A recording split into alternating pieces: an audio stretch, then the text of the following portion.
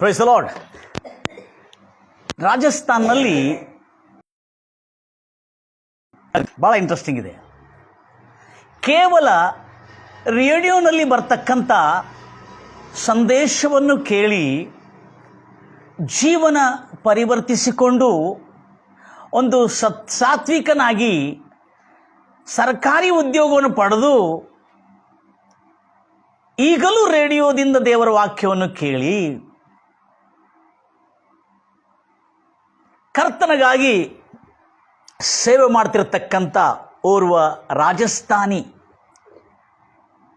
Lecturer. Interesting ಇದೆ story. ಗಂಭೀರವಾಗಿ ಹೇಳ್ತೀರಲ್ಲೂಯ್ಯ. ಕರ್ತನಾಮಕ್ಕೆ ಮಹಿಮೆ ಉಂಟಾಗಲಿ. ಎಷ್ಟು ಆಸಕ್ತಿಯಿಂದ ನೀವು ದೇವರ ವಾಕ್ಯವನ್ನು ಕೇಳ್ತಾ ಇದ್ದೀರಿ. ಹೌದು, ನಿಜವಾಗಲೂ ನೀವು ಕೇಳತಕ್ಕಂಥ ವಾಕ್ಯ ನಿಮ್ಮ ಜೀವನದಲ್ಲಿ ಅದ್ಭುತವಾದಂಥ ಸಂಗತಿಗಳನ್ನು ತರ್ತಕ್ಕಂತಾಗಿದೆ. ಗಂಭೀರವಾಗಿ ಹೇಳ್ತೀರಲ್ಲೂಯ್ಯ.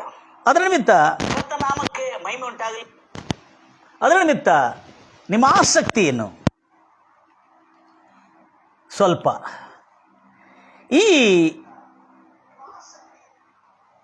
ಈ ಒಂದು ವ್ಯಕ್ತಿ, ಈತನ ಹೆಸರು ಜಿತೇಂದ್ರ ಸಿಂಗ್, ರಾಜಸ್ಥಾನಿ ವಾಸಿ.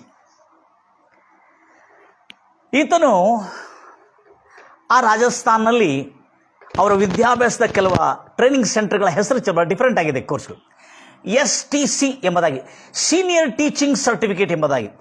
ಈ ಒಂದು ಸಾಮಾನ್ಯವಾದ ಕಾಲೇಜ್ಗಳಲ್ಲಿ ಲೆಕ್ಚರರ್ ಆಗಿ ಉದ್ಯೋಗ ತಾಗಬೇಕಾದ್ರೆ STC ಕೋರ್ಸ್ ಮಾಡಬೇಕಾಗ್ತದೆ. ಅವರು ಕೆಲವರಿಗೆ ಸೀನಿಯರ್ ಟೀಚಿಂಗ್ ಸರ್ಟಿಫಿಕೇಟ್ ಎಂಬುದಾಗಿ.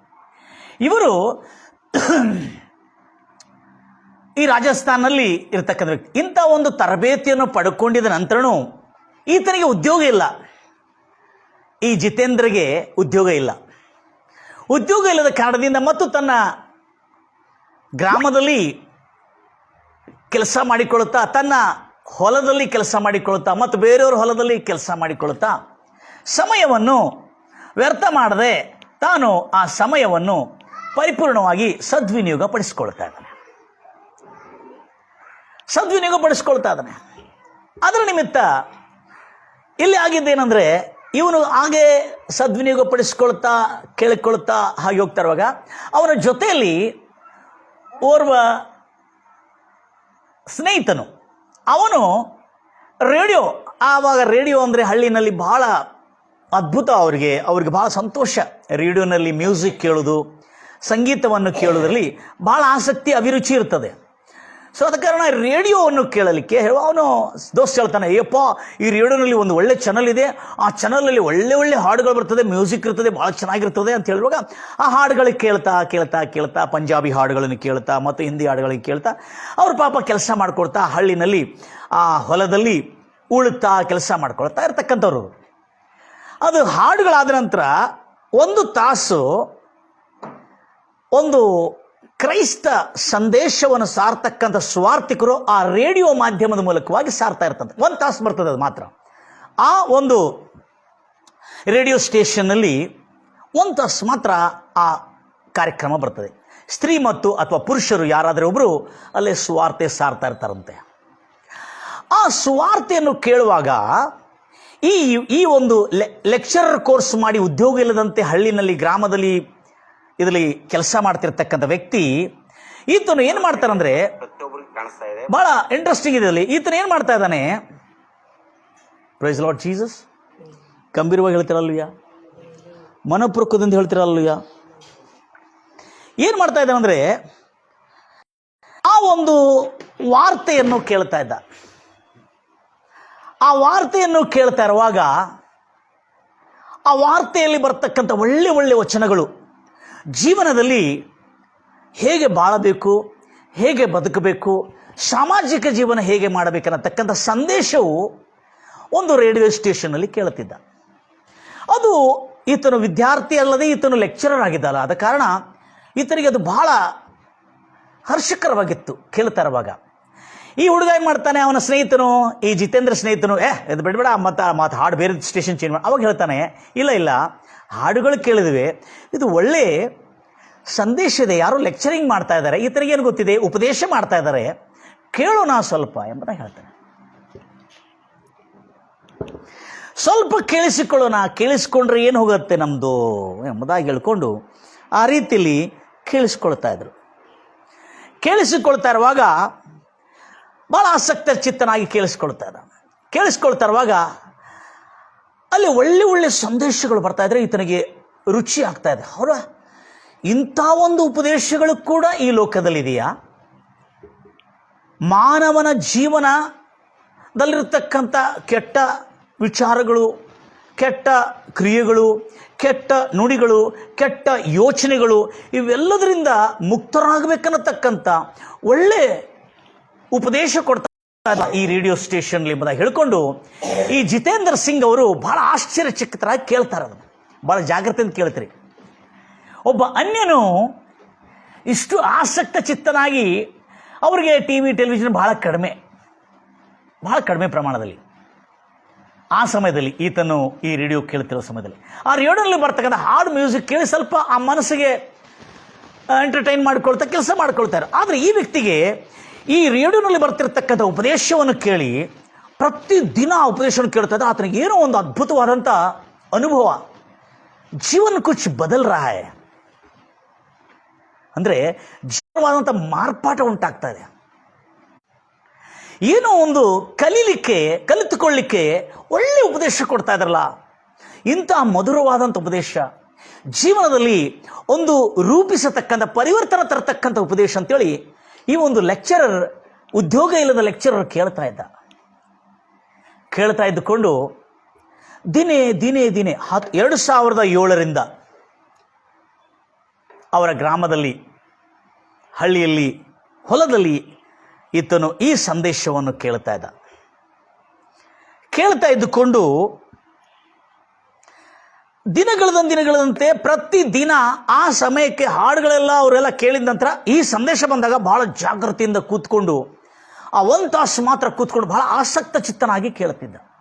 ಅದರಲ್ಲಿ ಅನೇಕ ವಿಧವಾದಂಥ ಸಂಗತಿಗಳನ್ನು, ಕ್ಷಮಿಸುವುದನ್ನು, ಶತ್ರುಗಳನ್ನು ಕ್ಷಮಿಸುವುದನ್ನು, ಕೆಟ್ಟ ಬೈಗಳನ್ನು ಬೈಯಬಾರ್ದು ಅನ್ನತಕ್ಕಂಥದ್ದನ್ನು, ಮತ್ತು ಕೆಟ್ಟದನ್ನು ಮಾತಾಡಬಾರ್ದು ಅನ್ನತಕ್ಕಂಥದ್ದನ್ನು, ಸುಳ್ಳು ಮಾತಾಡಬಾರ್ದು ಅನ್ನತಕ್ಕಂಥದ್ದನ್ನು, ಮೋಸ ಮಾಡಬಾರ್ದು ಅನ್ನೋ ಅನೇಕ ಹೊಸ ವಿಷಯಗಳನ್ನು ಕಲಿತಿದ್ದ.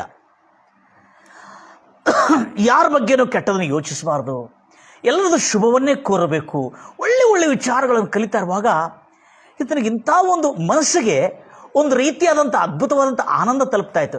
ಆ ದಾಹ, ಹಸು ಅವನಿಗೆ ಪ್ರತಿದಿನ ಭಾಳ ಹೆಚ್ಚಾಯಿತು. ಹೀಗೆ ಕೇಳ್ತಾ ಇರುವ ಕೆಲವು ತಿಂಗಳ ನಂತರ 2007ರಂದು, ಹಲ್ಲೆಲೂಯಾ, ಕೆಲವು ತಿಂಗಳ ನಂತರ ಆ ಗ್ರಾಮಕ್ಕೆ ಪಕ್ಕದ ಊರಿಂದ ಕೆಲವು ವ್ಯಕ್ತಿಗಳು ಬಂದು ಅಲ್ಲೇ ಪುಸ್ತಕಗಳನ್ನು ಹಂಚ್ತಾ ಇದ್ರು. ಏನಿಸ್ತಾ ಇದ್ರು? ಪುಸ್ತಕಗಳನ್ನು. ಆ ಪುಸ್ತಕಗಳನ್ನು ಹಂಚುವಾಗ ಆ ಪುಸ್ತಕದಲ್ಲಿ ಬೈಬಲ್ ಎಂಬ ಪುಸ್ತಕವನ್ನು ನೋಡಿದ. ಅಲ್ಲೇ ಅವರು ಹಂಚತಕ್ಕಂಥ ಆ ಬೈಬಲ್ ಎಂಬ ಪುಸ್ತಕವನ್ನು ತೆಗೆದುಕೊಂಡು, ಯಾಕಂದರೆ ಈತನು ಕೇಳ್ತಿರ್ತಕ್ಕಂಥ ಈ ರೇಡಿಯೋ ಸಂದೇಶ ಇದು ಬೈಬಲಿಂದ ಬಂದಿರತಕ್ಕಂಥ ಸಂದೇಶ, ಈ ಲೋಕದಲ್ಲಿ ಓರ್ವ ರಕ್ಷಕನಾದ ವಿಮೋಚಕನು, ಜಗದುದ್ಧಾರಕರ್ತನು ಜನ್ಮಿಸಿದ್ದಾನೆ, ಆತನು ರಕ್ಷಕನಾಗಿ ಜನ್ಮಿಸಿದ್ದಾನೆ. ಆತನ ಸಂದೇಶವನ್ನು ಕೇಳಿ ಆತನ ಮೇಲೆ ನಂಬಿಕೆ ಇಟ್ಕೊಂಡಿದ್ದವರಿಗೆ ನಿತ್ಯ ಜೀವ, ಅನಂತ ಜೀವ, ರಕ್ಷಣೆ, ಅವರು ಉದ್ಧಾರ ಆಗ್ತಾರೆ, ಅವರು ಉದ್ಧರಿಸಲ್ಪಡ್ತಾರೆ ಅನ್ನತಕ್ಕಂಥ ಸಂದೇಶವನ್ನು ಕೇಳ್ತಾ ಇದ್ದನು. ಆ ಬೈಬಲ್ ಬಂದ ಕೂಡಲೇ ಬೇಗನೆ ಬೈಬಲನ್ನು ಭಾಳ ಆಸಕ್ತಿ ಚಿತ್ತನಾಗಿ ಬೈಬಲ್ ತಗೊಳ್ತಾನೆ. ಅವ್ರ ತಂದೆಗೂ ಕೊಡಿಸ್ತಾನೆ, ತಗೋ ಪಪ್ಪ ಅಂತೇಳಿ. ಅವ್ರು ಪಪ್ಪ ಹೇಳ್ತಾರೆ, ನಂಗೆ ಬೇಡ ಬೈಬಲ್ ಅಂತ ಹೇಳಿದ್ರು. ನಮ್ಗೆ ಬೈಬಲ್ ಬೇಕಾಗಿಲ್ಲ, ಅದು ಬೇರೆ ಧರ್ಮದ ಬೇಕಾಗಿಲ್ಲ, ನಮಗೆ ಪರವಾಗಿಲ್ಲ. ಆದರೆ ಈತನ್ನು ತೆಗೆದುಕೊಂಡು ಪ್ರತಿದಿನ ಬೈಬಲ್ ಓದಲು ಆರಂಭಿಸ್ತಾನೆ. ಅನ್ಯನು ಜಿತೇಂದರ್ ಎಂಬ ಉದ್ಯೋಗ ಇನ್ನೂ ಸಿಗಲಿಲ್ಲದ ಲೆಕ್ಚರರ್ ಪ್ರತಿದಿನ ಬೈಬಲ್. ಆದರೆ ಈತನಿಗೆ ಒಂದು ಒಳ್ಳೆ ರೂಢಿ ಇತ್ತು. ನನಗೆ ಭಾಳ ಖುಷಿ ಆಯ್ತು ಇದನ್ನು ಕೇಳಿ. ಇದು ಒಳ್ಳೆ ವಿಶ್ವಾಸಿಗಳು ಕೂಡ ಇದು ಬರಬೇಕನ್ನತಕ್ಕಂಥ ನನ್ನ ಕಳಕಳಿಯ ವಿನಂತಿ. ಈತನು ಆ ಕಾಲದಲ್ಲಿ 2007ರಿಂದ ಆ ಬೈಬಲ್, ಆ ರೇಡಿಯೋನಲ್ಲಿ ದೇವರ ಸಂದೇಶವನ್ನು ಕೇಳ್ತಾ, ಯೇಸು ಕ್ರಿಸ್ತನ ಉಪದೇಶಗಳನ್ನು ಕೇಳ್ತಾ, ಬೈಬಲನ್ನು ನೋಡ್ತಾ, ನೋಟ್ ಬುಕ್ಕನ್ನು ಇಟ್ಕೊಂಡು ವಚನಗಳನ್ನು ಬರ್ಕೊಳ್ತಾ ಇದ್ದಾನಂತಿತ್ತು. ಯಾಕಂದರೆ ಈತನ ಲೆಕ್ಚರರ್. ಈತನು ಮಹಾ ಬುದ್ಧಿವಂತನು, ಜ್ಞಾನವಂತನು, ಲೆಕ್ಚರರ್ ಈತನು. ಈತನ ಯಾರೋ ಕೇಳಿದ್ರು, ನೀನು ಯಾಕೆ ಬರ್ಕೊಳ್ತಾ ಇದ್ರಿ, ನಿನಗೆ ಯಾರು ಹೇಳಿದ್ರು ಬರ್ಕೊಳ್ಳಿಕ್ಕೆ ಅಂತ ಹೇಳಿದ್ರೆ, ನನಗೆ ಯಾರು ಹೇಳಬೇಕು, ನಾನು ಲೆಕ್ಚರರ್ ಇದ್ದೇನೆ. ಒಂದು ಉತ್ತಮವಾದಂಥ ಉಪದೇಶ ಬಂದಾಗ ಅದನ್ನು ಬರೆದಿಟ್ಕೊಳ್ತಕ್ಕಂಥ ಹವ್ಯಾಸ ನಮಗಿರಬೇಕು, ಅಂದರೆ ಹಾಬಿ ನಮಗಿರಬೇಕು. ಅದಕ್ಕಾಗಿ ಹಾಬಿ ಒಂದು ಹವ್ಯಾಸ ಇರೋದ್ರಿಂದ ಈತನು ಬರೆದಿಟ್ಕೊಳ್ತಾ ಇದ್ದ. ಬರೆದಿಟ್ಕೊಂಡು ಆ ಬೈಬಲನ್ನು ಓದ್ತಾ, ಆ ಬೈಬಲ್ನಲ್ಲಿರ್ತಕ್ಕಂಥ ಮಾತನ್ನು ಮತ್ತು ಪಾರಾಯಣ ಮಾಡ್ತಾ ವಚನಗಳು ಬರೆದಿಟ್ಕೊಳ್ತಾನೆ. ಮೇಲಿಂದ ಕೆಳಗಿಂದೆಲ್ಲ ಸ್ಟೋರಿಗಳನ್ನು ಓದ್ಕೊಂಡು ಬಹಳ ಆನಂದ ಪಡ್ತಾ ಇದ್ದ. ಈಗ ದೇವರನ್ನು, ಈ ನೀತಿಯನ್ನು, ಈ ಬೈಬಲ್ನ ನೀತಿಯನ್ನು, ಆ ದೇವರ ರಾಜ್ಯವನ್ನು ಪ್ರತಿದಿನ ಆಸಕ್ತ ಚಿತ್ತನಾಗಿ ಹುಡುಕುತ್ತಾ ಇದ್ದ. ಅದೇ ಹಳ್ಳಿನಲ್ಲಿ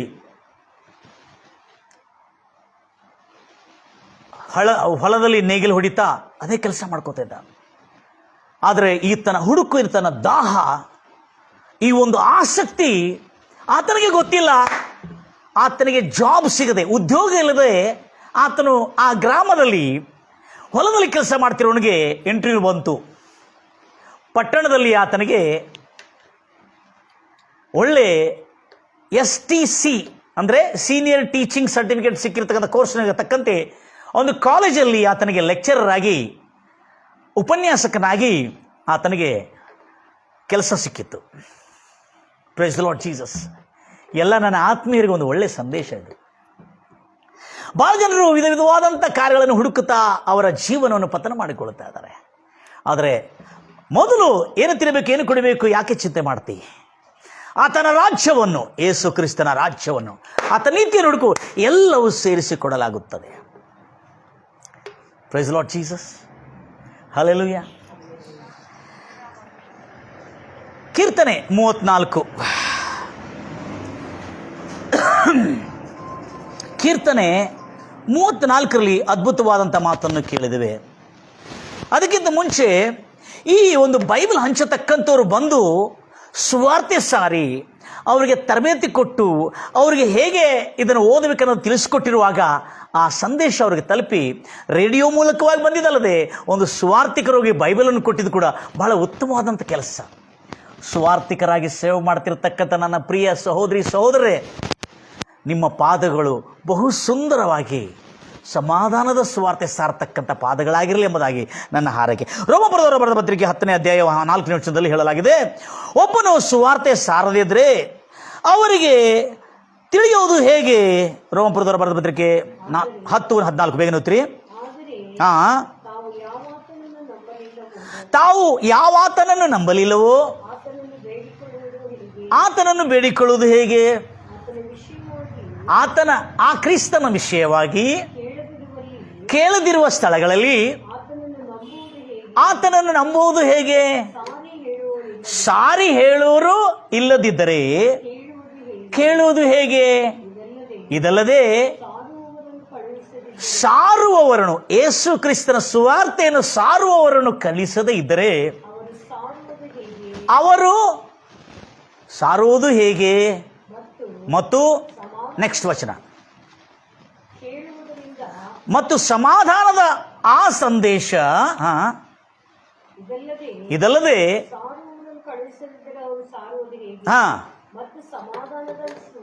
ಸಮಾಧಾನದ ಸುವಾರ್ತೆ. ಸುವಾರ್ತೆಗೆ ಹೆಸರೇನಿದೆ? ದೇವರ ರಾಜ್ಯದ ಸುವಾರ್ತೆಗೆ ಮತ್ತೊಂದು ಹೆಸರಿದೆ, ಶಾಂತಿಯ ಸಂದೇಶ.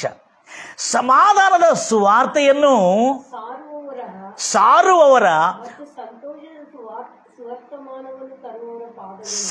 ಸಮಾಧಾನದ ಸುವಾರ್ತೆಯನ್ನು, ಸಂತೋಷದ ವರ್ತಮಾನವನ್ನು ತರುವ ಪಾದಗಳು ಎಷ್ಟೋ ಅಂದವಾಗಿವೆ ಎಂದು ಬರೆದಿವೆ. ಕೇಳುವುದರಿಂದ ನಂಬಿಕೆ ಉಂಟಾಗುವುದೆಂದು, ದೇವರ ವಾಕ್ಯವನ್ನು ಕೇಳುವುದರಿಂದ ನೋಡುವುದರಿಂದಲ್ಲ, ದೇವರ ವಾಕ್ಯವನ್ನು ಕೇಳುವುದರಿಂದ ಓದುವುದರಿಂದ ಪರವಾಗಿಲ್ಲ, ಓದಲು ಬೇಕು. ಓದಲಿಕ್ಕೆ ಬರಲಾರದರು ಕೇಳುವುದರಿಂದ ಅವರಿಗೆ ನಂಬಿಕೆ, ವಿಶ್ವಾಸ, ಬಲ, ಪುಷ್ಟಿ ಅವ್ರಿಗೆ ಉಂಟಾಗ್ತದೆ. ಈ ಒಂದು ಜಿತೇಂದ್ರ ಸಿಂಗ್ ಎಂಬ ಈ ಲೆಕ್ಚರರ್, ಇನ್ನೂ ಕೆಲಸ ಸಿಗಲಿಲ್ಲ ವ್ಯಕ್ತಿ, ಈತನು ದೇವರು ಹುಡುಕುವ ಆಸಕ್ತಿಯಿಂದ ಹುಡುಕುತ್ತಾ ಇರುವಾಗ ಆತನ ನೋಡ್ರಿ, ಆತನ ಜೀವನದಲ್ಲಿ ಈತನು ಕಲ್ಪನೆಯೂ ಮಾಡಿಲ್ಲ ಈತನ ದಾಹ, ಈತನ ಹಸುವೆ ಈತನಿಗೆ ಉದ್ಯೋಗ ದೊರಕುವಂತೆ ಮಾಡ್ತದೆ ಎಂಬುದಾಗಿ. ಕೀರ್ತನೆ 34:10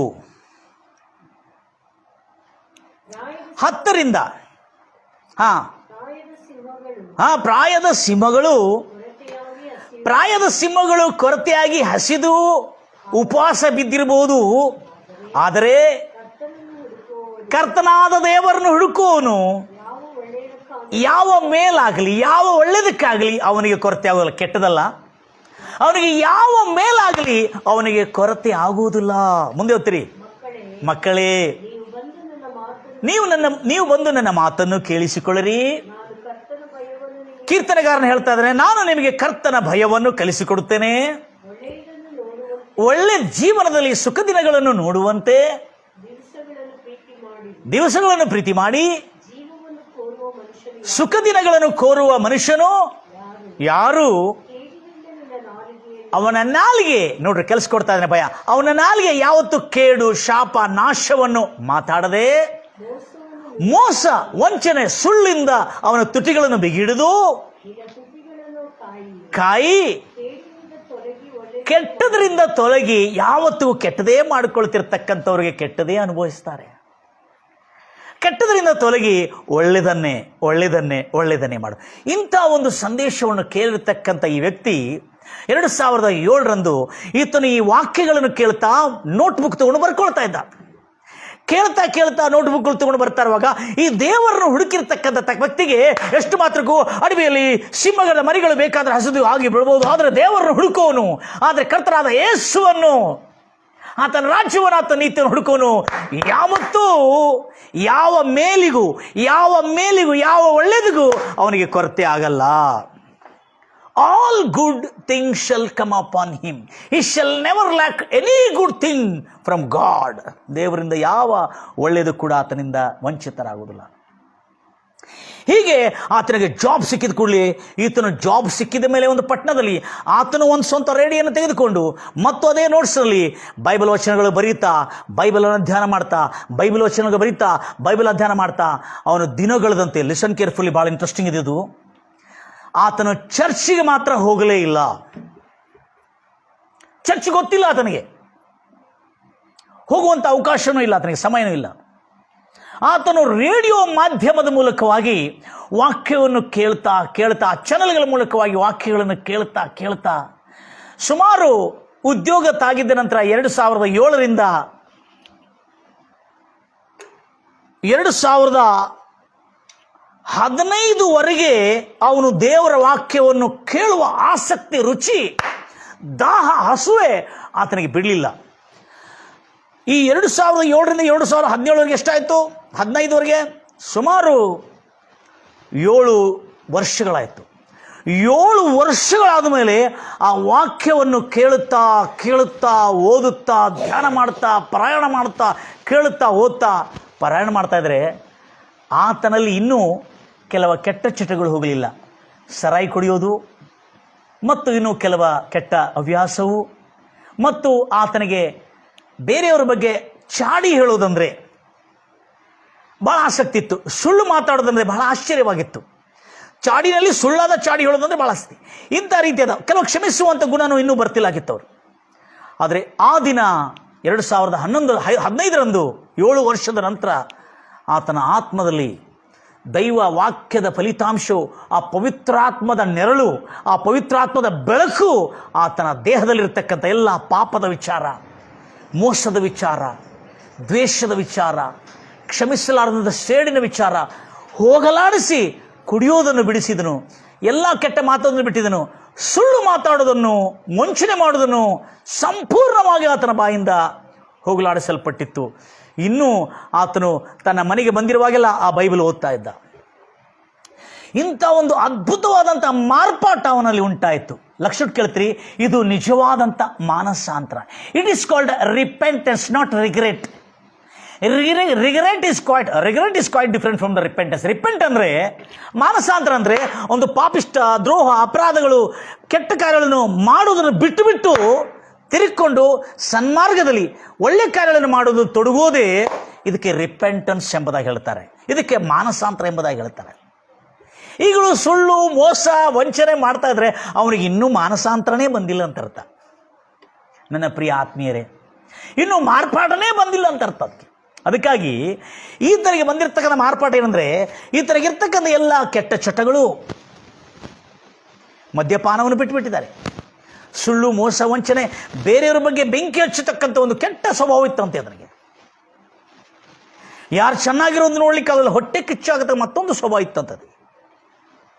ಕ್ಷಮಿಸುವ, ಇವೆಲ್ಲ ಬೈಬಲನ್ನು ಓದ್ತಾ ಓದ್ತಾ ಒಂದೇ ದಿವಸದಲ್ಲಿ ಓದ್ತಾ ಇರುವಾಗ ಆ ಪವಿತ್ರಾತ್ಮದ ನೆರಳು ಆತನ ಮೇಲೆ ಬಂದಿರುವಾಗ ಆ ಬೆಳಕಿನಿಂದ ಒಳಗಿರ್ತಕ್ಕಂಥ ಎಲ್ಲ ಕತ್ತಲು ಹೋಗಲಾಡಿಸಿ ಶುದ್ಧನಾಗಿರ್ತಕ್ಕಂಥ ಅನುಭವ ಆತನಿಗೆ ಬಂತು. ಎಂಥ ಮಾರ್ಪಾಟ ಅಂದರೆ, ಅಪೊಸ್ತಲನಾದ ಪೌಲ್ ಹೇಳ್ತಾ ಇದ್ದಾನೆ ಇದಕ್ಕೆ ಅದ್ಭುತವಾದಂಥ ಮಾರ್ಪಾಟ ಎಂಬುದಾಗಿ. ಇದೆಲ್ಲ ತೆಗೆದಿಟ್ಟಿದ್ದಿಲ್ಲ. ಅದಕ್ಕೆ 2ನೇ ಕೊರಿಂಥಿ ಭಾಳ ವಂಡರ್ಫುಲ್ ಆಗಿದೆ, ಎಲ್ಲ ರೆಡಿ ಆಗಿದೆ, ರೆಡಿಮೇಡ್ ಕೊಟ್ಬಿಟ್ಟಿದ್ದೀವಿ. Very good. 2ನೇ ಕೊರಿಂಥಿ 7ನೇ ಅಧ್ಯಾಯ 6ರಿಂದ 11ವರೆಗೆ ಅದ್ಭುತವಾದಂಥ ಮಾತಿದೆ. ದಯಮಾಡಿ ಕೇಳಿಸ್ಕೊತ್ರಿ. ಇದು ನಿಜವಾದಂಥ ಮಾನಸಾಂತರ. ಮಾನಸಾಂತರ, ಅಯ್ಯೋ ದೇವರೇ ನಾನು ಕ್ಷಮಿಸು ದೇವರೇ, ಕರ್ತನೆ ನಾನು ಪಾಪ ಮಾಡಿದ್ದೀನಿ ದೇವರೇ ಎಂಬುದಾಗಿ ತನ್ನ ಪಾಪಗಳನ್ನು ಹೇಳಿಕೊಳ್ಳೋದಲ್ಲ, ತನ್ನ ಪಾಪಗಳನ್ನು ಬಿಟ್ಟು ಒಪ್ಪಿಕೊಳ್ಳೋದು. ಹೌದು ದೇವರೇ, ನಾನು ಪಾಪಿ, ನಾನು ದ್ರೋಹಿ, ಅದರ ನಿಮಿತ್ತ ನನಗೆ ಶಾಪವು, ನನಗೆ ರೋಗಗಳು, ವ್ಯಾಧಿಗಳು, ನನಗೆ ಅಪಾಯಗಳು, ತೊಂದರೆಗಳು ಆಗುತ್ತಾ ಇದೆ ಕರ್ತನೆ, ನನ್ನ ಕ್ಷಮಿಸಿ ಎಂಬುದಾಗಿ ತನ್ನ ಪಾಪಗಳನ್ನು ಹೇಳಿಕೊಳ್ಳೋದಲ್ಲ, ಪಾಪಗಳನ್ನು ಒಪ್ಪಿಕೊಂಡು ಬಿಟ್ಟು ಬಿಡುವುದು ನಿಜವಾದ ಮಾನಸಾಂತರ. ಅದು ಅಪೊಸ್ತಲನಾದ ಪೌಲ್ ಹೇಳ್ತಾ ಇದ್ದಾನೆ, ಬಹಳ ಭದ್ರವಾಗಿ ಹೇಳ್ತಾ ಇದ್ದಾನೆ ಈ ಮಾತನ್ನು. 2ನೇ ಕೊರಿಂಥಿ 7ನೇ ಅಧ್ಯಾಯ 6ರಿಂದ 11ವರೆಗೆ ಕೇಳಿಸ್ಕೊಳ್ತೀನಿ. ಆದಾಗಿಯೂ ಕುಗ್ಗಿ ಹೋದವರನ್ನು ಸಂತೈಸುವ ದೇವರು, ರಕ್ಷಣೆ ಕೇಳ್ತೀವಿ, ಕುಗ್ಗಿ ಹೋದವರನ್ನು ಸಂತೈಸುವ ದೇವರು ಏನು?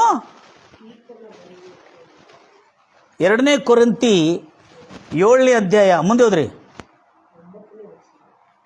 7ನೇ ಅಧ್ಯಾಯ 6ನೇ ವಚನ 9ನೇ ವಚನ. ಹಾಂ ಓದಿ. ಹಾಂ,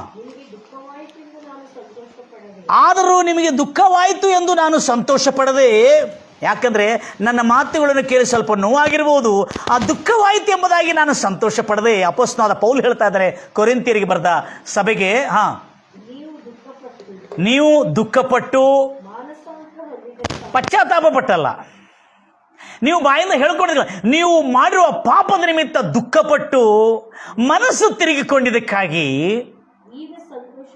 ಈಗ ನಾನು ನಿಜವಾದ ಸಂತೋಷ ಪಡ್ತಾ ಇದ್ದೇನೆ.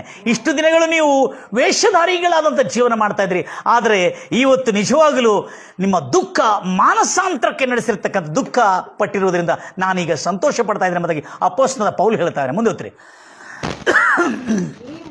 ಹಾಂ, ಯಾಕಂದ್ರೆ ನೀವು ದೇವರ ಚಿತ್ತಾನುಸಾರವಾದ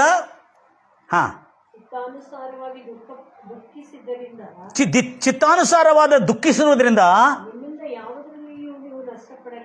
ನಿಮ್ಮಿಂದ ಯಾವುದರಲ್ಲಿಯೂ ನೀವು ನಷ್ಟಪಡಲಿಲ್ಲವಾ? ದೇವರ ಚಿತ್ತಾನುಸಾರ ದುಃಖ ಪಡುವರು ಧನ್ಯರು, ಅವರು ಸಂತೈಸಲ್ಪಡುವರು. ಅದಕ್ಕಾಗಿ ದೇವರ ಚಿತ್ತಾನುಸಾರವಾದಂಥ ದುಃಖವು ಅವರನ್ನು ರಕ್ಷಣೆಗಾಗಿ, ಆ ಪಾಪ ಪ್ರಾಯಶ್ಚಿತ್ತವು, ಆ ಪಾಪ ಮಾರ್ಪಾಟವು ಅವರಿಗೆ ರಕ್ಷಣೆಗಾಗಿ, ಅವರ ಜೀವನ ಸುಖ ಜೀವನದ ರಕ್ಷಣೆಗಾಗಿ ಮಾನಸಾಂತರವನ್ನುಂಟು ಮಾಡುತ್ತದೆ. ಮಾನಸಾಂತರ ಅಂದರೆ ಮಾರ್ಪಾಟ, ಕಂಪ್ಲೀಟ್ ರಿಪೆಂಟೆನ್ಸ್. ಮಾನಸಾಂತರ ಅಂದರೆ ಪಾಪವನ್ನು ಬಿಡತಕ್ಕಂಥದ್ದನ್ನು ಉಂಟು ಮಾಡುತ್ತದೆ. ಮಾನಸಾಂತರದಲ್ಲಿ ಪಶ್ಚಾತ್ತಾಪಕ್ಕೆ ಆಸ್ಪದ ಇಲ್ಲ. ಅಂದರೆ ಅರ್ಥ ಏನು? ಸುಮ್ಮನೆ ಪಶ್ಚಾತ್ತಾಪ ಪಡ್ತಾರೆ. Oh I am sorry daddy, I am sorry my God ಅಂತೇಳಿ ಬಾಯಿಂದ ಹೇಳಿ ಪಶ್ಚಾತ್ತಾಪ ಪಟ್ಟಂಗೆ ಹೇಳ್ತಾರೆ. ಆದರೆ ಮಾನಸಾಂತರ ಅಂದರೆ ಬಾಯಿಂದ ಹೇಳಿಕೊಂಡು ಪಶ್ಚಾತ್ತಾಪ ಪಡೋದು ಮಾತ್ರ ಅಲ್ಲದೆ, ಪಶ್ಚಾತ್ತಾಪ ಪಡೋದು ಮಾತ್ರ ಅಲ್ಲ, ಮನಸ್ಸು ತಿರುಗಿಕೊಳ್ಳೋದಂದರೆ ಆ ಪಾಪ, ದ್ರೋಹ, ಅಪರಾಧಗಳು, ಸುಳ್ಳು, ಮೋಸ, ವಂಚನೆ, ಕಳ್ಳತನವನ್ನು ಬಿಟ್ಟು ಸನ್ಮಾರ್ಗಕ್ಕೆ ಒಳ್ಳೆಯದು ದಾನ ಮಾಡೋದು, ಬೇರೆಯವರಿಗೆ ಸಹಾಯ ಮಾಡೋದು, ಸಮಾಧಾನ ಉಂಟು ಮಾಡೋದು, ಕ್ಷೇಮ ಉಂಟು ಮಾಡತಕ್ಕಂಥ ಕಾರ್ಯಗಳನ್ನು ಮಾಡಬೇಕು ನಾವು. ಹಾಂ, ಆದರೆ ಲೋಕ ಸಂಬಂಧವಾದ ದುಃಖವು ಮರಣವನ್ನುಂಟು ಮಾಡುತ್ತದೆ. ಕಾರಣ ಏನಂದ್ರೆ, ದೇವರ ಚಿತ್ತಾನುಸಾರವಾದಂಥ ಈ ಮಾನಸಾಂತರದ ದುಃಖವು ನಿಮ್ಮಲ್ಲಿ ಎಂಥ ಎಚ್ಚರಿಕೆಯನ್ನು, ಪ್ರಜ್ಞೆಯನ್ನು, ಎಂಥ ಪ್ರಾಮಾಣಿಕತ್ವವನ್ನು, ನಿರ್ದೋಷತ್ವವನ್ನು, ಎಂಥ ದೇವರಿಗಾಗಿ ರೋಷವನ್ನು, ಎಂಥ ದೇವರ ಭಯಭಕ್ತಿಯನ್ನು, ಎಂತ ಅಧಿಕವಾದಂತ ದಾಹ, ಆಸಕ್ತಿಯನ್ನು, ಎಂತ ಆಸಕ್ತಿಯನ್ನು, ಎಂತ ಒಂದು ರೀತಿಯಾದಂತ ರೋಷವನ್ನು ಹುಟ್ಟಿಸುತ್ತೆಂದು ನೋಡಿರಿ. Thank you very much. ಈ ರಾಜಸ್ಥಾನಿ ಲೆಕ್ಚರರ್ ಅಂತ ಒಂದು ಪರಿವರ್ತನವನ್ನು ಜೀವನದಲ್ಲಿ ಬಂತು. ಆದರೆ ಇದನ್ನು ಇನ್ನೂ ಪಾಸ್ಟರ್ಗಳ ಹತ್ರ ಅಥವಾ ಚರ್ಚ್ ಹತ್ರ ಸಂಪರ್ಕ ಇಲ್ಲ. ರೇಡಿಯೋನಲ್ಲಿ ಮಾತ್ರ ದೇವರ ವಾಕ್ಯವನ್ನು ಕೇಳ್ತಾ, ಪ್ರತಿದಿನ ನೋಟ್ಸ್ ಮಾಡ್ಕೊಳ್ತಾ, ಆ ವಾಕ್ಯಗಳನ್ನು ಅಧ್ಯಯನ ಮಾಡಿ, ಬೈಬಲ್ನಲ್ಲಿ ಎಲ್ಲೆಲ್ಲಿದೆ ಎಂಬುದಾಗಿ ಹುಡುಕುತ್ತಾ ಅವುಗಳನ್ನು ಶೋಧನೆ ಮಾಡಿ ಓದಿಕೊಂಡು ತಾವೇ ಆ ರೇಡಿಯೋ ಮೂಲಕವಾಗಿ ಬರ್ತಕ್ಕಂಥ ವಾಕ್ಯಗಳಿಂದ ಅಧ್ಯಯನ ಮಾಡ್ತಾ ತನ್ನ ಜೀವನವನ್ನು ಬಲಪಡಿಸ್ಕೊಳ್ತಾ ಇದ್ದ. ಹೀಗೆ ಈತನು ಮಾಡ್ತಾ ಮಾಡ್ತಾ ತನ್ನ ಜೀವನ ಮಾರ್ಪಾಟಾಯಿತು. ಆತನು ಹೇಳ್ತಾ ಇದ್ದಾನೆ, ಇಂಥ ಸುಖ ಜೀವನ ಯೇಸು ಕ್ರಿಸ್ತನ ಈ ನುಡಿಗಳಲ್ಲಿ ಇರೋದಾದರೆ ಎಷ್ಟೋ ಜನರು ಈ ಸುಖ ಜೀವನದಿಂದ ವಂಚಿತರಾಗಿದ್ದಾರಲ್ಲಂತೆ ಆ ಮನಸ್ಸೊಳಗೆ ಒಂದು ಭಾರ ಉಂಟಾಯಿತು. ತನ್ನ ಗ್ರಾಮದ ಪ್ರತಿ ಒಂದು ಭಾರ. ಇವರಿಗೆ ಯಾರು ಸಾರದೇ ಇದ್ರೆ ಇವರಿಗೆ ತಿಳಿಯೋದು ಹೇಗೆ? ಆ ಉದ್ಧಾರಕರ್ತನಾಗಿರ್ತಕ್ಕಂಥ, ಆ ರಕ್ಷಕನಾಗಿರ್ತಕ್ಕಂಥ ಯೇಸು ಕ್ರಿಸ್ತನ ಸಂದೇಶ ಇವರಿಗೆ ತಿಳಿಯುವುದು ಹೇಗೆ? ಇವರು ಪಾಪ, ಶಾಪ, ರೋಗ, ನರಕದಿಂದ ರಕ್ಷಣೆ ಹೊಂದುವುದು ಹೇಗೆ ಎಂಬುದಾಗಿ ಎಂಬ ಭಾರ. ಈತನೂ ರಕ್ಷಣೆ ಹೊಂದಿದ್ದಾನೆ. ಆ ರೇಡಿಯೋ ಮೂಲಕವಾಗಿ ದೇವರ ವಾಕ್ಯಗಳನ್ನು ಕೇಳ್ತಾ ಪ್ರಾರ್ಥನೆ ಮಾಡ್ತಾ ಈತನ ಜೀವನದಲ್ಲಿ ಪರಿವರ್ತನೆ ಆಗಿದ್ದಲ್ಲದೆ, ಆ ಪರಿವರ್ತನೆಯಿಂದ ಉಂಟಾಗಿರ್ತಕ್ಕಂಥ ಸಂತೋಷ, ಆನಂದ, ಹರ್ಷ, ಒಂದು ಮುಕ್ತಿ, ಒಂದು ಶಾಪ ಮುಕ್ತಿ, ರೋಗ ಮುಕ್ತಿ, ನಾಶನ ಮುಕ್ತಿ, ನರಕ ಮುಕ್ತಿಯನ್ನು ಅನುಭವಿಸ್ತಿರ್ತಕ್ಕಂಥ ವ್ಯಕ್ತಿ, ಇಂಥ ಸಂತೋಷ ಎಲ್ಲರಿಗೂ ದೊರಕಬೇಕಲ್ಲ ಅಂತಕ್ಕಂಥ ಆತನ ಗ್ರಾಮಸ್ಥರ ವಿಷಯದಲ್ಲಿ ಈತನ ಹೃದಯದಲ್ಲಿ ಒಂದು ಭಾರ ಮತ್ತು ಅನುಕಂಪ ಉಂಟಾಯಿತು. ಇನ್ನು ರೇಡಿಯೋನಲ್ಲಿ ಕೇಳ್ತಾ ಇದ್ದಾನೆ ದೇವರ ವಾಕ್ಯವನ್ನು ಬೈಬಲ್ ಮೂಲಕವಾಗಿ, ರೇಡಿಯೋ ಮೂಲಕವಾಗಿ ಈ ಬೈಬಲ್ನ ವಾರ್ತೆ. ನನ್ನ ಪ್ರಿಯ ಸಹೋದರಿ ಸಹೋದರೇ, ಯಾವ ಸ್ನೇಹಿತನು ರೇಡಿಯೋ ತಂದು ಆತನಿಗೆ ಕೇಳಿಸಿದನಲ್ಲ, ಆ ಸ್ನೇಹಿತನಿಗೂ ಹೋಗಿ ಯೇಸು ಕ್ರಿಸ್ತನ ವಾಕ್ಯವನ್ನು ಸಾರಿದಾನೆ. ಅರೆ ಯಾರ್, ಯೇಸು मसीह को ऊपर विश्वास करो, तेरा जीवन उद्धार हो जाएगा, तेरे सारे ಈ ಸಾರೆ ಬೇವಡೆಪನ್ ಸೆ, ಈ ಒಂದು ಕುಡಿಕತನ ಚಟದಿಂದ, ಈ ಒಂದು ಕೆಟ್ಟ ದುಶ್ಚಟಗಳಿಂದ, ಈ ಅಶಾಂತಿ, ಈ ದುಃಖ, ಬಾಧೆ, ಶಾಪದ ಜೀವನದಿಂದ ನಿನಗೆ ಮುಕ್ತಿ ಸಿಗ್ತದೆ. ಯೇಸು ಕ್ರಿಸ್ತನ ನಂಬಿಕೋ, ನಿನಗೆ ರಕ್ಷಣೆ ಉಂಟಾಗ್ತದೆ, ನೀನು ಉದ್ಧಾರ ಆಗ್ತಿ ಎಂಬುದಾಗಿ ಹೇಳಿರುವಾಗ ಈ ಕುಡುಕನು ಕೇಳಿಲ್ಲ. ಯಾರು ರೇಡಿಯೋವನ್ನು ತಂದು ಕೇಳಿಸಿದ ಅವನು ಕುಡುಕನು ಕೇಳಿಲ್ಲ. ಆದರೆ ಎಷ್ಟೋ ವರ್ಷಗಳು, ಈತನು 7 ವರ್ಷ ಕಾಲದಲ್ಲಿ ಈತನ ರಕ್ಷಣೆಯಿಂದ, ಅವನು 7 ವರ್ಷ ಕಾಲದಲ್ಲಿ ಅವನು ಸತ್ತೇ ಹೋಗ್ಬಿಟ್ಟ. ಯಾರು? ದೇವರ ವಾಕ್ಯ ಎಷ್ಟು ಹೇಳಿದ್ರು, ಯಾರು ಅನ್ಯನು ಇನ್ನೂ ಚರ್ಚೆಗೆ ಹೋಗಿಲ್ಲ, ಯಾರೂ ಆತನಿಗೆ ಹೇಳಿಲ್ಲ ಸ್ವಾರ್ಥ ಸಾರಲಿಕ್ಕೆ. ಆದರೆ ಆತನಲ್ಲಿ ಪವಿತ್ರಾತ್ಮದ ಆ ಬಲವಾದ ಪ್ರೇರಣೆಯ ಮೂಲಕ ಅವನು ತನ್ನ ಜೊತೆಯಲ್ಲಿರ್ತಕ್ಕಂಥ ಸ್ನೇಹಿತನಿಗೂ ಸ್ವಾರ್ಥ ಸಾರ್ತಾ ಇದ್ದಾನೆ, ಅಲ್ಲಿರುವ ಅಕ್ಕಪಕ್ಕದಲ್ಲಿರುವ ಅನ್ಯರಿಗೂ ಸ್ವಾರ್ಥ ಸಾರ್ತಾ ಇದ್ದಾನೆ. ಒಂದು ದಿವಸ ಏನಾಯ್ತು, ಅವರ ಸಹೋದರನು, ಚಿಕ್ಕ ಸಹೋದರನು ಈತನ ಬೈಬಲ್ ಓದ್ತಾ ಇದ್ರೆ ಮನೆಯಲ್ಲಿ ಬೈಬಲನ್ನು ತೆಗೆದು ಅವನ ಬೈಬಲನ್ನು ಕಿತ್ತು ಬಿಸಾಕಿ ಆತನ ಮೇಲೆ ಕಪ್ಪಾಳ ಹೊಡಿತಾನೆ. ಕುಡಿದು ಬಂದಿರ್ತಾನೆ, ಕೆಟ್ಟ ಬೇಗಗಳು ಬೀಳ್ತಾನೆ. ಯಾರು? ಸಹೋದರನು. ಏನು ನೀನು ಕ್ರೈಸ್ತವ, ಬೈಬಲ್ ಓದ್ತಾ ಇದೆಯಲ್ಲ, ನೀನೊಂದು ಲೆಕ್ಚರರ್ ಆಗಿದ್ದು, ನಿನಗೇನು ಬುದ್ಧಿ ಇದೆಯಾ? ಕಾಲೇಜ್ ಲೆಕ್ಚರರ್ ಅಂತ ನೀನು ಅಂತೇಳಿ ಹೇಳ್ಕೊಂಡು ಅವನ ಮೇಲೆ ತರಾಟೆಗೆ ತೆಗೆದುಕೊಂಡು ಅವನನ್ನು ಕ್ಷೀಮಾರಿಸಿ ಅವನನ್ನು ಅವಮಾನಪಡಿಸ್ತಿದ್ದ. ಜಿತೇಂದ್ರ ಸಿಂಗ್ ಅವನು ಏನೂ ಅನ್ನಲಿಲ್ಲ. ಕಪ್ಪಾಳಿಗೆಲ್ಲ ಹೊಡೆದು ಬೈದು ಉಗಿದು ಎಲ್ಲ ಮಾಡಿದ್ರೆ ಏನೂ ಅನ್ನಲಿಲ್ಲ. ಅವ್ರ ತಾಯಿ ಬಂದು ಆ ಚಿಕ್ಕ ತಮ್ಮನನ್ನು ಕುಡಿದು ಆ ಗಲಾಟೆ ಮಾಡ್ತಿರ್ತಾನೆ ಚಿಕ್ಕ ತಮ್ಮನನ್ನು ಮನೆಯಿಂದ ಹೊರಗೆ ಹಾಕಿ ಬಾಗಿಲು ಹಾಕ್ತಾಳೆ. ಬಾಗಿಲವನು ದುಗಿಸ್ತಾ ಇದ್ದಾನೆ, ಭಾಳ ಬಲವಾಗಿ ಬಾಗಿಲು ಹಾಕ್ತಾನೆ, ಅವನು ದುಗಿಸ್ತಾ ಇದ್ದಾನೆ. ಆವಾಗ ತಾಯಿ ಹೇಳ್ತಾಳೆ, ಮಗ ನೀನು ಎದ್ದು ಅವನು ಬಾರಿಸು, ಚೆನ್ನಾಗಿ ಬಾರಿಸು, ಯಾಕೆ ಸುಮ್ಮನೆ ಕೂತಿದೆ ಅಂತ ಹೇಳಿರುವಾಗ ಮಗ ಹೇಳ್ತಾನೆ, ಮಾತಾ ಮೇರಾ ಯೇಸು ಮಸೀ ಇಸ್ಕೆ ಲಿಯೇ ಇಜಾಜತ್ ನಹೀ ದೇತಾ. ನನ್ನ ಕರ್ತನಾದ ಯೇಸು ಹೀಗೆ ಅನುಮತಿಸುವುದಿಲ್ಲ ಅವರ ಮೇಲೆ ದಾಳಿ ಮಾಡೋದಕ್ಕಾಗಿದೆ.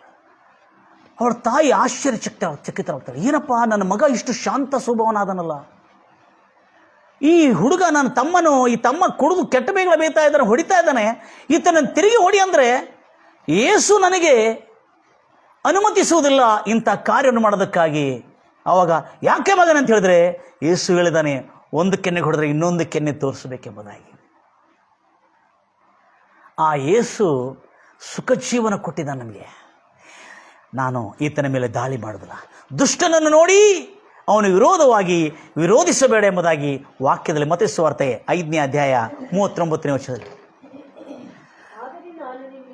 ಆದರೆ ನಾನು ನಿಮಗೆ ಹೇಳುವುದೇನೆಂದರೆ, ನೀವು ದುಷ್ಟನನ್ನು ನೋಡಿ ಎದುರಿಸಬೇಡ್ರಿ. ಯಾವನಾದರೂ ನಿನ್ನ ಬಲಗೆನ್ನೆಗೆ ಬಿಗಿದರೆ ಮತ್ತೊಂದು ಕೆನ್ನೆಯನ್ನು ಅವನಿಗೆ ಒಡ್ರಿ ಎಂಬುದಾಗಿ.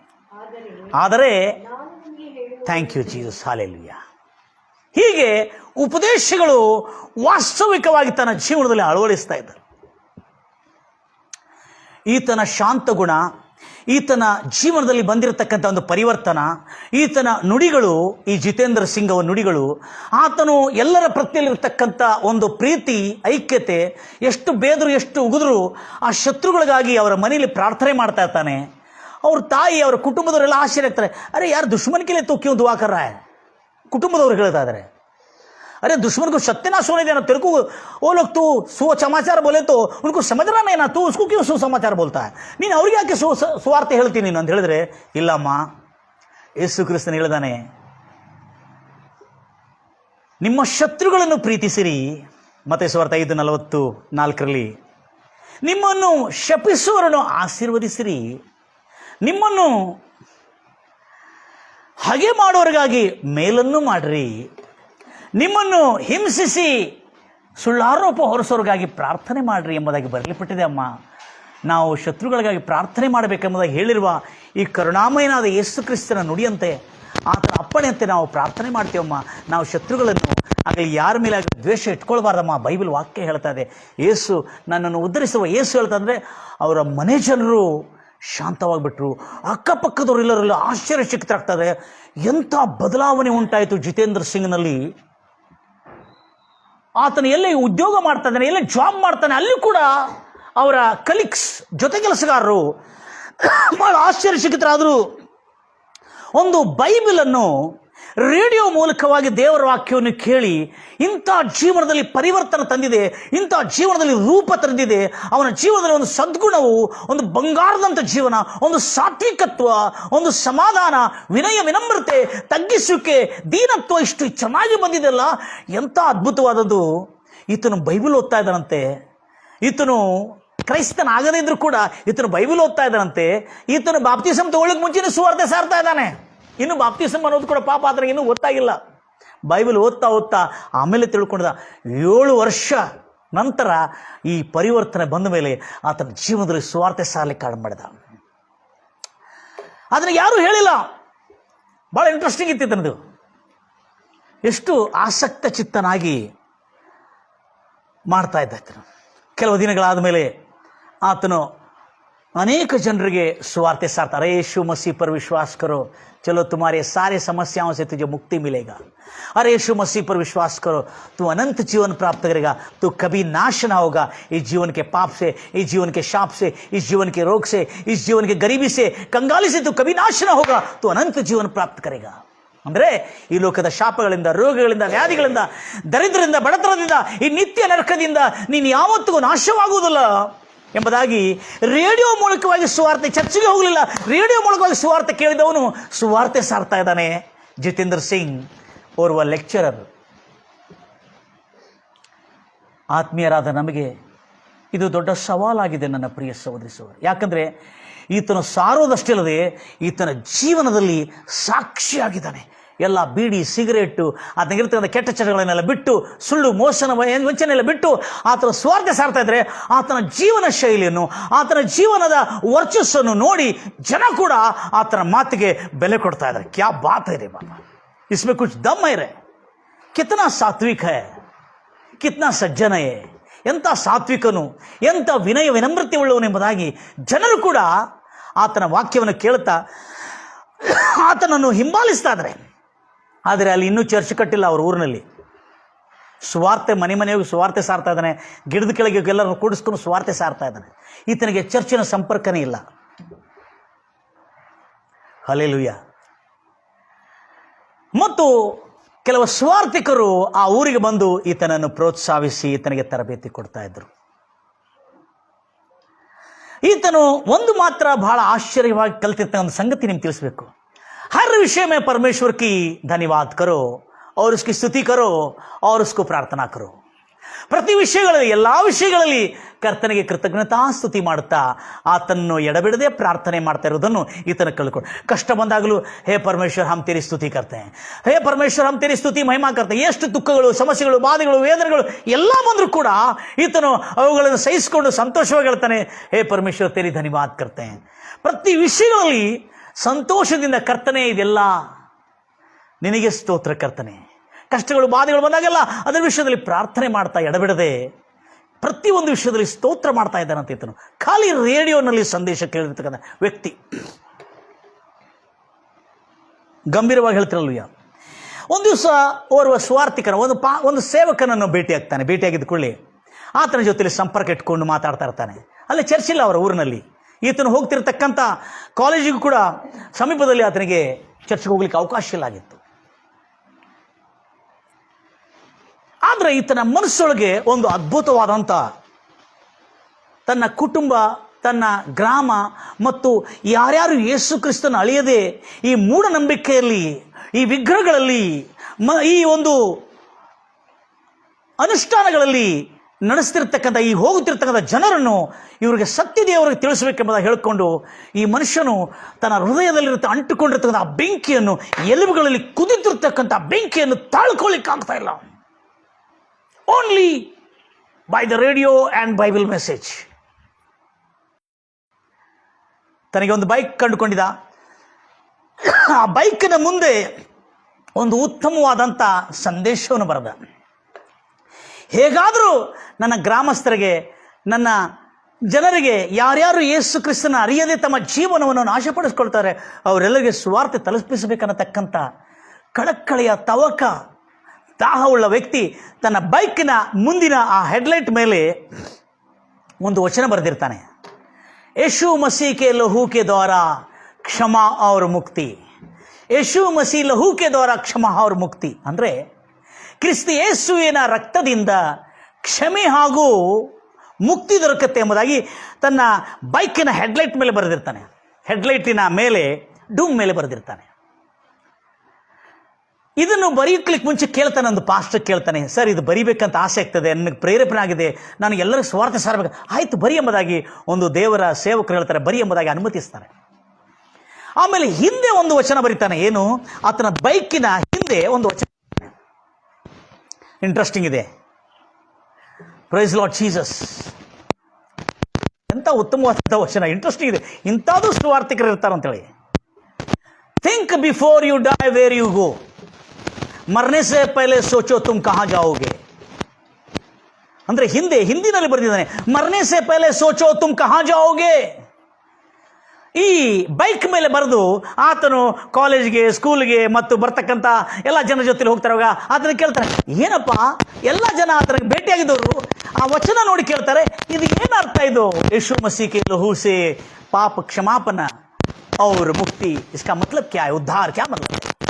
ಆವಾಗ ಆತನ ಅವರಿಗೆ ಸುವಾರ್ತೆಯನ್ನು ಸುಮಾರು 10-15 ನಿಮಿಷ ಸಮಯ ತೆಗೆದುಕೊಂಡು, जो भी यीशु मसीह पर विश्वास रखता है वो अनंत जीवन प्राप्त करता है और सारे शाप और रोग और गरीबी और मुक्ति और नरक से मुक्ति पाता है और उसको स्वर्ग प्राप्त होता है और जीते जी भी उसको सुकून और आनंद हर्ष भी मिलता है.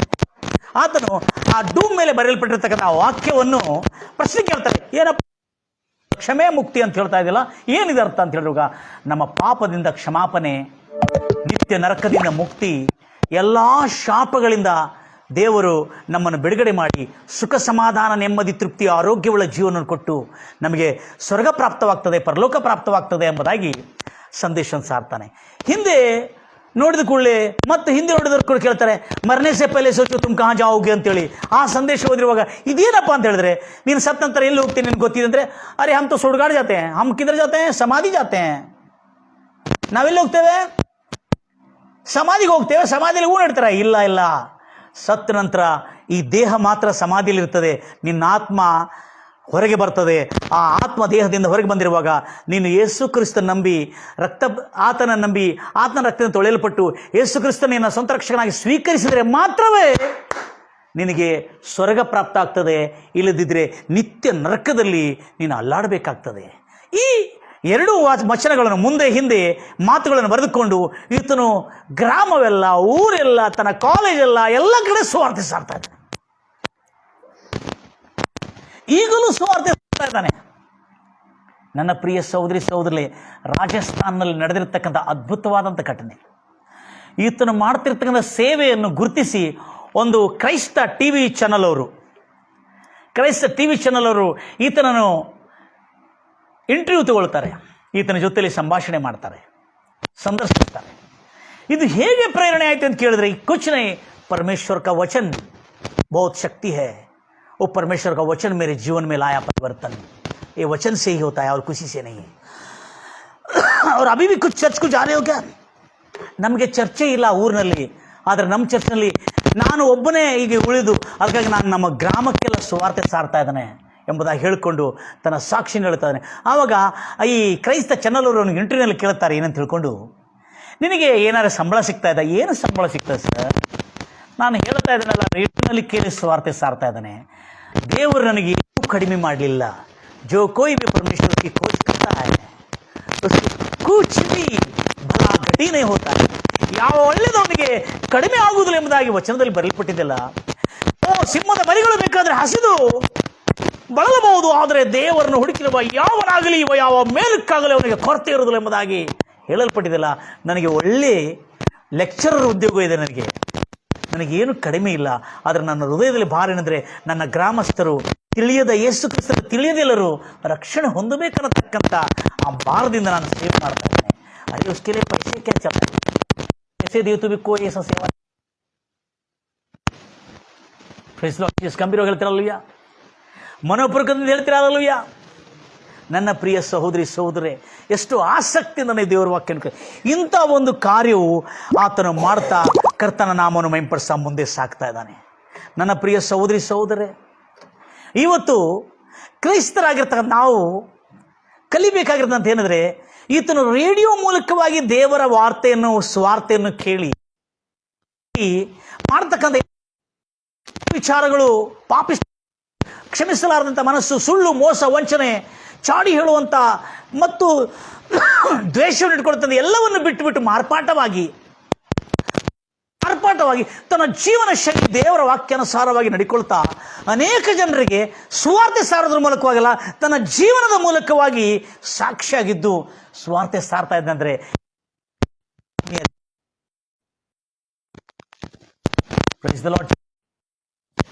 ಹೇಳ್ತೀರಲ್ಲ. ಎಷ್ಟು ಆಸಕ್ತಿಯಿಂದ ನೀವು ದೇವರ ವಾಕ್ಯವನ್ನು ಕೇಳ್ತಾ ಇದ್ದೀರಿ ನನ್ನ ಪ್ರಿಯ ಸಹೋದರಿ ಸಹೋದರರೇ.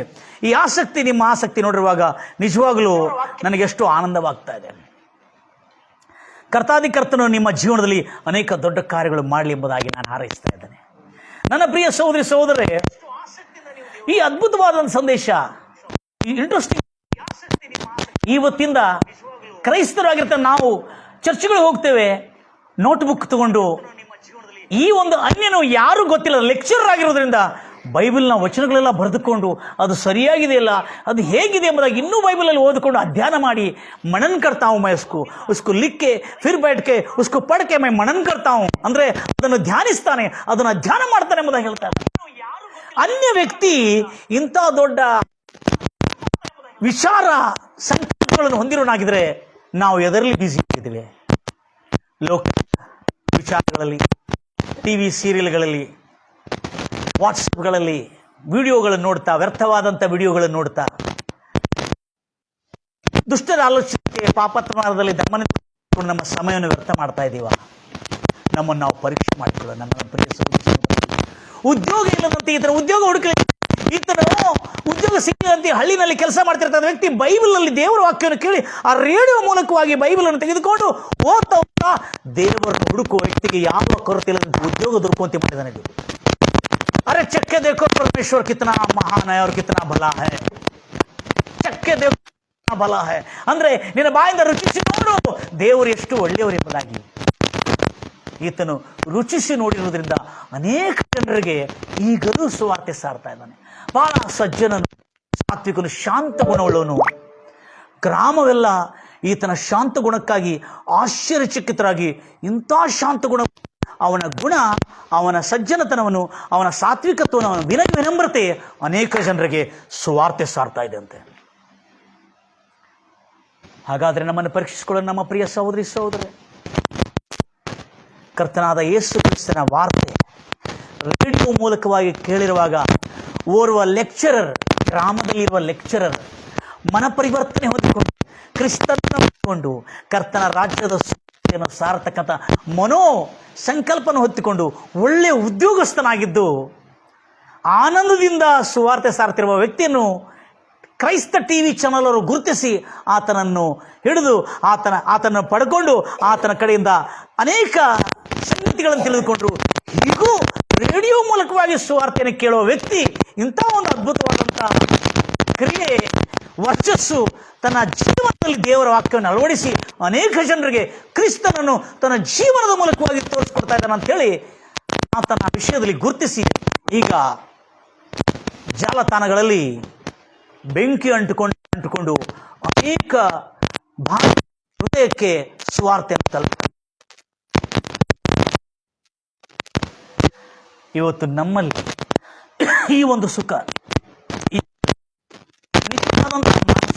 ಖಾಲಿ ಪಶ್ಚಾತ್ತಾಪ ಪಡೋದು, ಬಾಯಿಂದ ಹೇಳ್ಕೊಳ್ಳೋದು, ನಿಜವಾದ ಮನಸ್ಸು ತಿರುಕುವಿಕೆ, ಪಾಪವನ್ನು ಬಿಟ್ಟು ಸನ್ಮಾರ್ಗಕ್ಕೆ ಬರೋದು, ಕಳ್ಳತನವನ್ನು ಬಿಟ್ಟು ದಾನ ಮಾರ್ಗಕ್ಕೆ ಬರೋದು, ಸುಳ್ಳು ಮೋಸವನ್ನು ಬಿಟ್ಟು ಸತ್ಯ ನಂಬಿಕಸ್ತಿಗೆ ಪ್ರಾಮಾಣಿಕತೆಗೆ ಬರುವುದೇ ನಿಜವಾದ ಮಾನಸಾಂತರ ಹೊರತು ಬಾಯಿಂದ ಪಶ್ಚಾತ್ತಾಪಟ್ಟು ಸಾರಿ ಅಂತ ಹೇಳಿದ್ರಿಂದ ಪಶ್ಚಾತ್ತಾಪಕ್ಕೆ ಆಸ್ಪದ ಇಲ್ಲ ಎಂಬುದಾಗಿ ಅಪೊಸ್ತಲ ಪೌಲ್ ಹೇಳಿದ ಕಾರ್ಯಗಳು ನಾನು ಡಿಸ್ಕ್ರಿಪ್ಷನಲ್ಲಿ ಕೊಟ್ಟಿದ್ದೆ. ದೇವರಿಗೆ ಸಮರ್ಪಿಸೋಣ. ಎಲ್ಲರೂ ನನ್ನ ಜೊತೆಯಲ್ಲಿ ಏಕೀಭವಿಸಿ ಪ್ರಾರ್ಥನೆ ಮಾಡೋಣ. ಕರ್ತನೇ, ದೇವಾದಿದೇವನೇ, ಒಂದು ಅನ್ಯನು ರೇಡಿಯೋ ಮೂಲಕವಾಗಿ ದೇವರ ಸುವಾರ್ತೆಯನ್ನು ಕೇಳಿ ಅವನ ಜೀವನ ಪರಿವರ್ತನೆ ಆಗಿದೆ. ಖಾಲಿ ಕೇಳೋದ್ರಿಂದ ನಾನು ನಂಬುತ್ತೇನೆ ಕರ್ತನೆ, ಈ ಒಂದು ಮಾಧ್ಯಮದ ಮೂಲಕವಾಗಿ, ಈ ಒಂದು ಜಾಲತಾಣದ ಡಿಜಿಟಲ್ ಜಾಲತಾಣದ ಮೂಲಕವಾಗಿ ಹೋಗ್ತಿರ್ತಕ್ಕಂಥ ಸಂದೇಶ ಅನೇಕ ಗ್ರಾಮ, ಹಳ್ಳಿ, ದೇಶ ವಿದೇಶಗಳಲ್ಲಿ ಹೋಗಿ ಅನೇಕ ಜನರ ಜೀವನವನ್ನು ಪರಿವರ್ತಿಸಿ ಅವರ ಜೀವನಕ್ಕೆ ಸುಖ, ಶಾಂತಿ, ಸಮಾಧಾನ, ನೆಮ್ಮದಿ, ರಕ್ಷಣೆ, ಅವರೆಲ್ಲ ಕೆಟ್ಟಗಳು ದುರಭ್ಯಾಸಗಳಿಂದ ಬಿಡುಗಡೆ ಹೊಂದಿ ರಕ್ಷಣೆ ನಿತ್ಯ ಸಮಾಧಾನ, ಶಾಂತಿ ಅವರಿಗೆ ಪ್ರಾಪ್ತವಾಗಲಿ ಕರ್ತನೆ.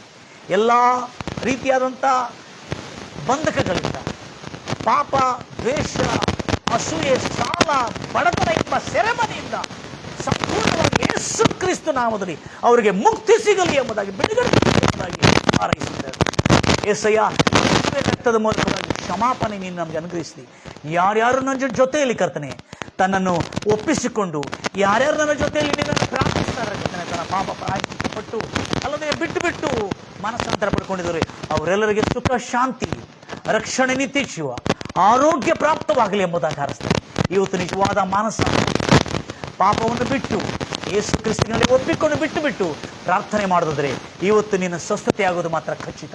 ಇವತ್ತು ಎಲ್ಲ ಪಾಪ ಅಪರಾಧಗಳನ್ನು ಬಿಟ್ಟು ಯೇಸಯ್ಯ ಎಂಬುದಾಗಿ ನೀನು ಕೂಗುತ್ತಾಗಿ ಎಲ್ಲ ನರಕ ಯಾತನೆಗಳಿಂದ, ಸೆರೆಮನೆಗಳಿಂದ, ಬಾಧೆಗಳಿಂದ, ಸಂಕಟದ ಮಾಯಾಲೋಕದ ಸೆರೆಗಳಿಂದ ಇವತ್ತು ಖಂಡಿತವಾಗಿ ಯೇಸು ನಿನ್ನನ್ನು ಬಿಡುಗಡೆ ಮಾಡ್ತಾ ಇದ್ದಾನೆ.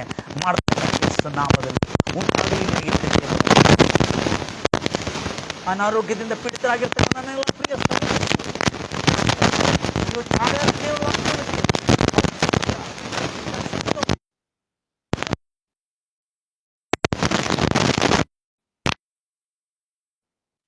ಇವತ್ತು ಯಾರ್ಯಾರು ತಮ್ಮ ಪಾಪ ಅಪರಾಧಗಳನ್ನು ಒಪ್ಪಿಕೊಂಡು ನಿನ್ನ ಸಮ್ಮುಖದಲ್ಲಿ ಬರ್ತಾ ಇದ್ದಾರೆ ರಾಜ, ಅವರೆಲ್ಲರಿಗೆ ಸಂಪೂರ್ಣ ಸಮಾಧಾನ, ಮಾರಕ ರೋಗಗಳಿಂದ ಆರೋಗ್ಯ, ಪ್ರಾಚೀನ ಹಳೆ ರೋಗಗಳಿಂದ ಸಂಪೂರ್ಣ ಮುಕ್ತಿ ದೊರಕಲಿ ಎಂಬುದಾಗಿ ಹಾರೈಸುತ್ತಾ ಯೇಸು ನಾಮದಲ್ಲಿ, ಯೇಸು ಸಿಲುವೆ ಮೇಲೆ ಗಾಯಪಟ್ಟಿದ್ದು ಎಷ್ಟು ನಿಜವೋ, ರಕ್ತ ಸುರಿಸಿದ್ದು ಎಷ್ಟು ನಿಜವೋ, ನಮ್ಮ ಸ್ವಸ್ಥತೆ ಆಗಿದ್ದು ಕೂಡ ಅಷ್ಟೇ ನಿಜವೇ ಎಂಬುದಾಗಿ ನಾವು ನಂಬುತ್ತಾ ಇದ್ದೇವೆ ಕರ್ತನೆ. ನಂಬಿಕೆ ಮೂಲಕವಾಗಿ ಎಲ್ಲರಿಗೆ ಆರೋಗ್ಯ ಪ್ರಾಪ್ತವಾಗಿದ್ದಕ್ಕಾಗಿ ನಿನಗೆ ಸ್ತೋತ್ರ.